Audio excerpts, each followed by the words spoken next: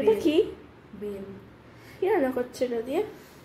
রান্না এটা দিয়ে বানাবো একটা শরবত, বেল পান্না। তার দাম কত? এটা 180 রুপিস। এত বেশি? মুম্বাইতে না বেলের অনেক দাম। বেলটা পেকে ফেটেও গেছে। আচ্ছা, গন্ধ দাও, শুকিয়ে আমি একটুখানি। হ্যাঁ শোকো, কি সুন্দর পাকা বেলের গন্ধ। ওয়াও বাবা, দেখো এত দাম দিয়ে কেনা, অথচ দেখো কতটা করে পচা বেরিয়েছে।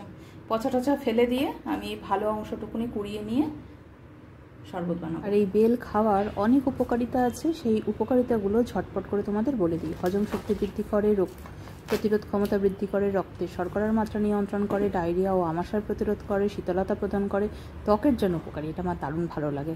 ক্যান্সারের ঝুঁকি হ্রাস করে, শক্তি বৃদ্ধি করে, লিভার ও হার্টের জন্য উপকারী, আর শিশুর স্মৃতিশক্তি বৃদ্ধি করে। বাপরে কত গুণ! এবার আমি ঝটপট করে খেয়ে নিই।